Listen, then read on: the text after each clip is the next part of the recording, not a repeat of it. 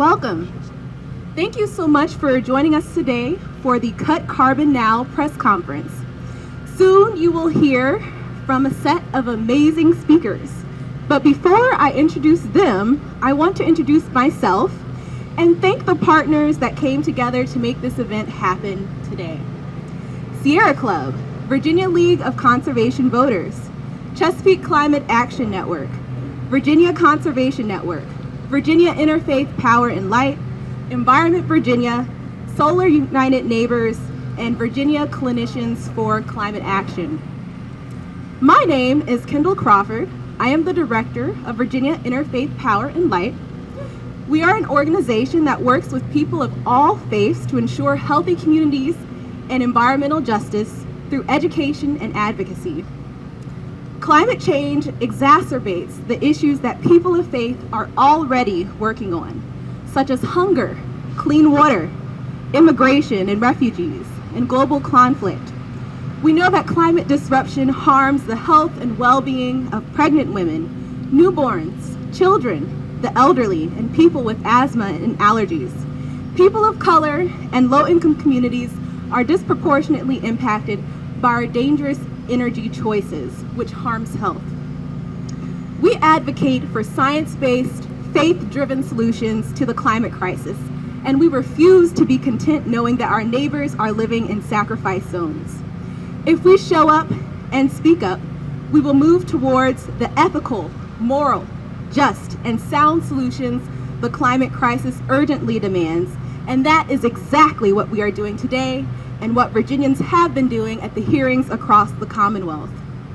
We urge the Department of Environmental Quality and Governor Northam to protect Virginian safety and health by limiting carbon pollution and heeding the urgent call to act. We must ask that the most impacted among us benefit from climate solutions, and we must commit to answering the moral call by standing with frontline communities and ensuring the safety and health of all Virginians. It is our moral responsibility to leave a safe climate for our children and for future generations. By bringing communities together, we can achieve justice, clean energy, clean air, and clean water for all. The carbon pollution hearings that took place across the state and the one right here in Richmond later today are an opportunity for all concerned Virginians to participate in the decision-making process to ensure that these common sense safeguards for outdated, harmful fossil fuel power plants are strong. Today, our speakers are going to discuss how Virginia's powerful carbon reduction plan is boosting our clean energy economy, creating clean energy careers and economic development in our state, improving the health of Virginians everywhere, and reducing the harmful health impacts from fossil fuel burning power plants. So please join me in welcoming our first speaker to the podium, Kate Adelson, the director of the Sierra Club Virginia chapter.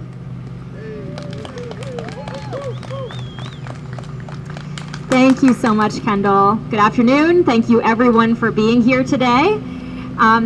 In some ways, the Virginia Carbon Reduction Plan is already a success. With this plan, Virginia is drawing a line in the sand, taking its first step towards committing to moving beyond fossil fuel burning power plants to clean, renewable sources of energy. Virginia is taking this step forward while, on a federal level, regulations that protect public health and our environment are being dismantled. This dangerous dance of greed and denial of scientific knowledge is delaying actions that could reverse global warming and save future generations from peril. With each passing day, new climate research reinforces that we have no time to lose. Fortunately, many of Virginia's leaders, including Governor Northam, recognize the urgency of this issue and are not waiting to act.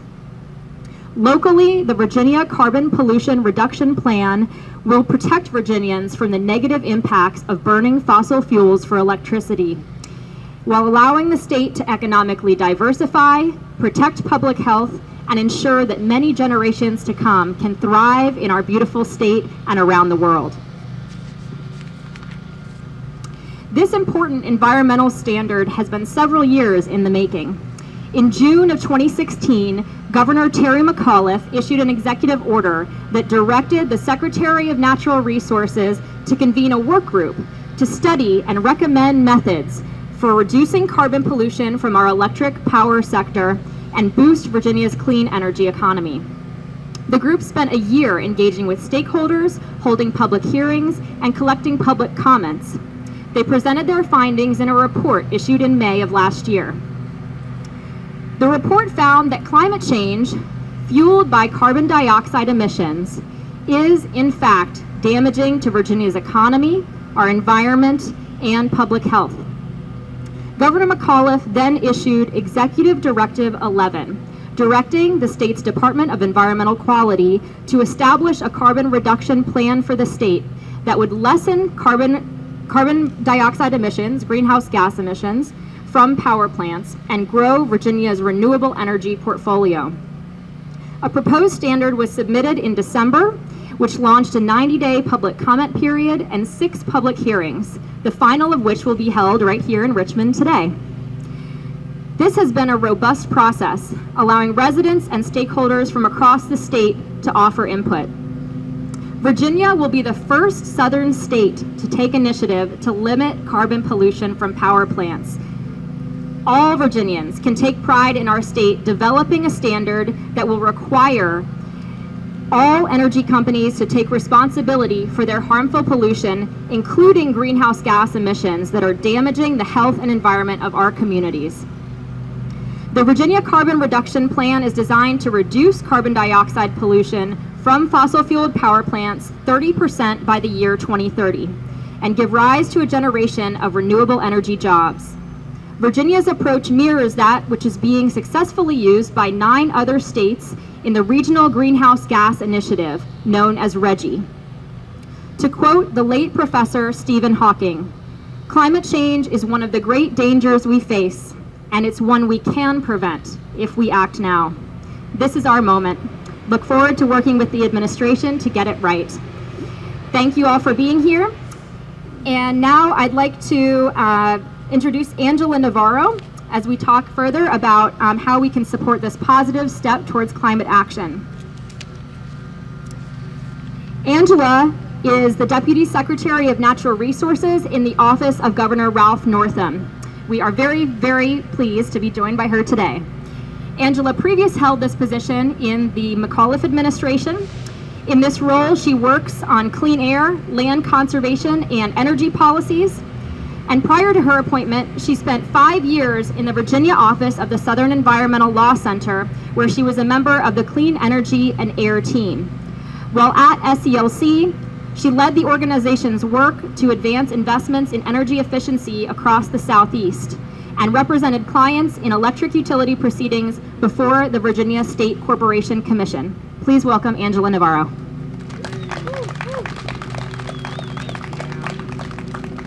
Good afternoon, everyone. Thanks, Kate. Thanks to all of you for being here today. I wish we had yesterday's weather today. That would have been really nice. So I'm Angela Navarro. I work for Governor Northam. And obviously addressing the impacts of climate change is a very important key strategic issue for this administration. We recognize that action can't wait.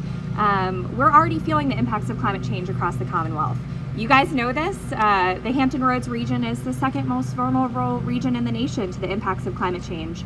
And those impacts aren't just being felt in Hampton Roads, they're being felt across the entire Commonwealth, from extreme weather events, recurrent flooding, and other important events that are occurring across the state that have both public health impacts, environmental impacts, and also economic impacts.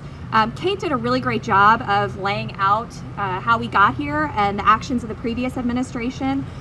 There is currently a regulation that the Department of Environmental Quality put forward to our Air Pollution Control Board, and the board put it out for a 90-day public comment period that ends in 3 weeks.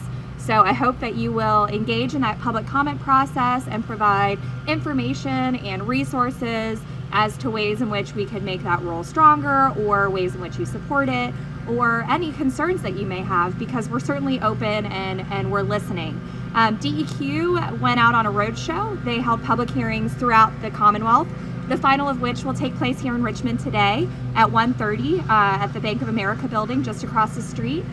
So if you decide you want to stick around, I think that would be great. We'd love to hear from you during that process. So what is this rule that DEQ put out? Well, Kate also said it very nicely. It's a limit on carbon pollution from power plants. And it applies to our existing power plants, and it applies to new power plants that will be coming online. There will be a limit on carbon pollution. Between 2020 and 2030, we will be reducing our emissions by 30% under the draft proposal. And one important component of this rule is a participation in a regional market. So there's a regional market that was already established. It's innovative, it's cost competitive, and it will allow for Virginia to reduce our emissions in the most cost-effective way possible. And it's proven, and it's bipartisan. So that is something that DEQ has put forward as part of their draft regulation, is the ability to link Virginia's program to the regional market in the Northeast. And we feel very optimistic that that part of the regulation will move forward. We've continued to work with our partners to the north of us, and are certainly looking forward to becoming the first southeastern state to move forward in the direction of limiting carbon pollution. Again, like I said, action can't wait, and we are excited that we have so much interest in this rule across the Commonwealth. So thank you so much for being here. There's some great speakers who can speak more directly to the impacts and also the economic benefits of the rule, which we think are another significant driver of this. So thank you.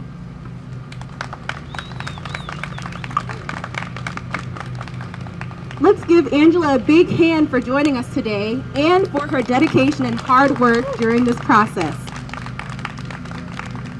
Thanks, Angela. Our next speaker is Dr. Janet Eddy. She is a family physician with Virginia Clinicians for Climate Action.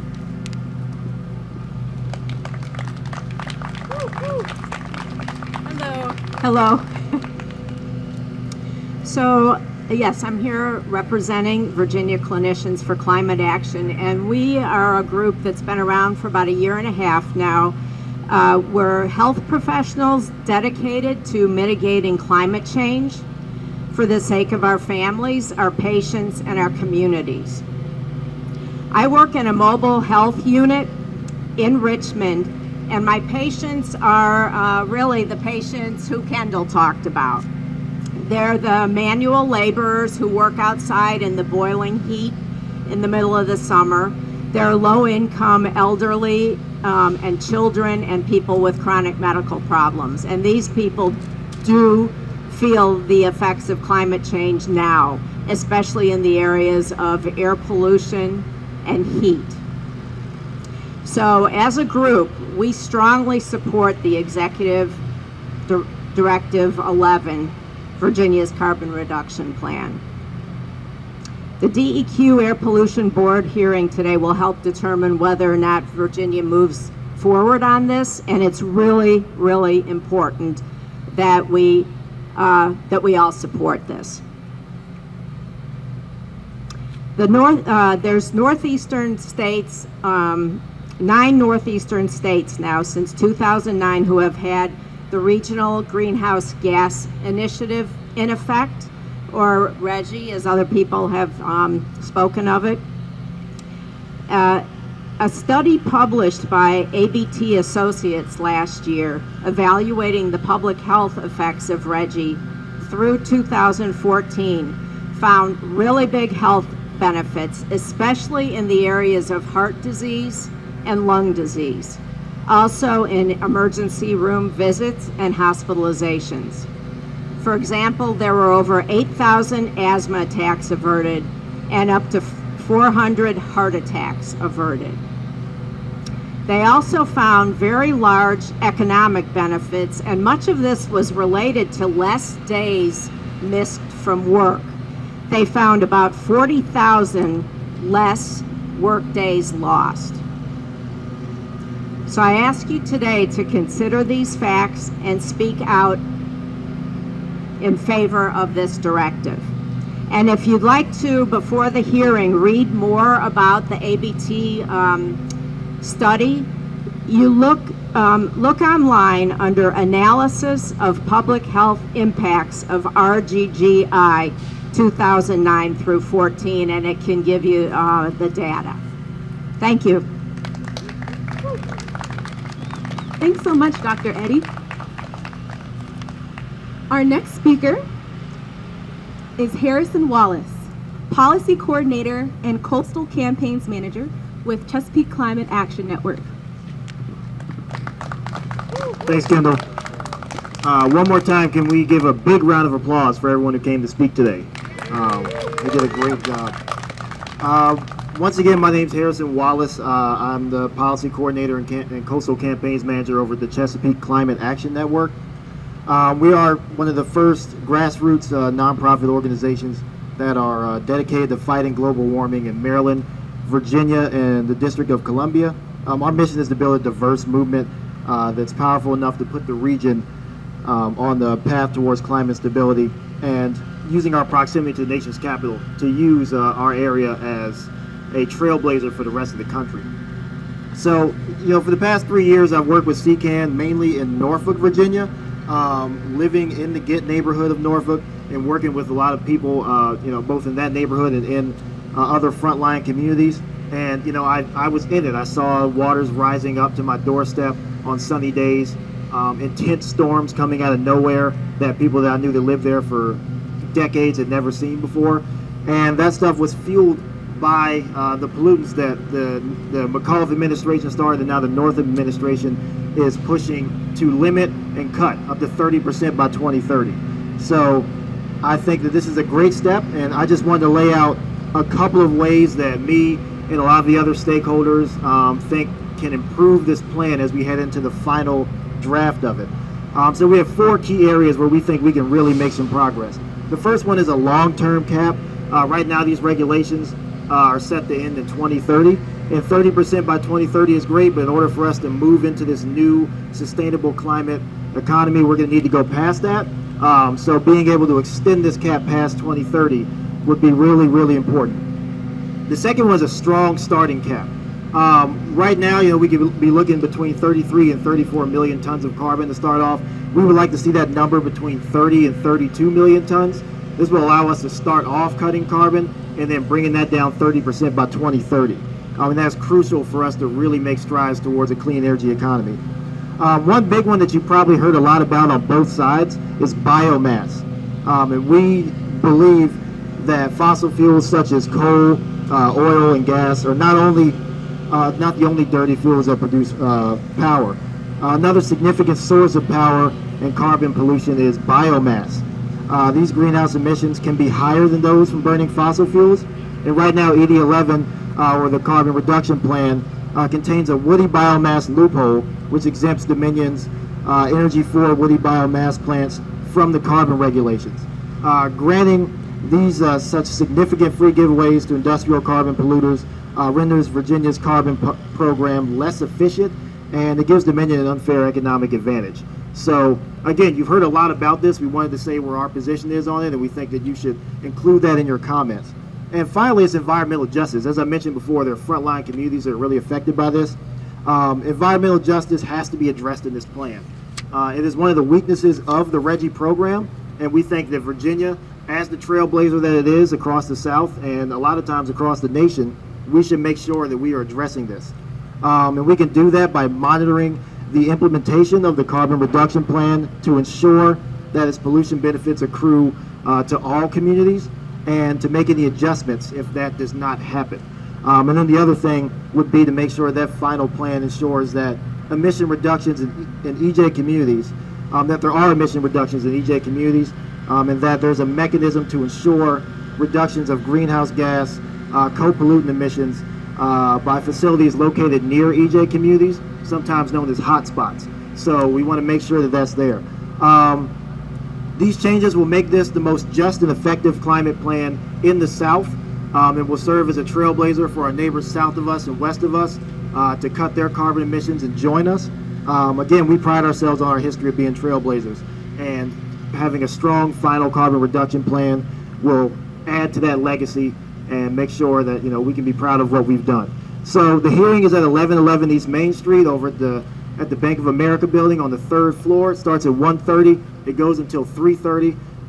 Feel free to come over and give your comments. I know that the Sierra Club and us have talking points if you have anything that you need to say. But those are the 4 things that we think will make this plan better. Thank you, guys.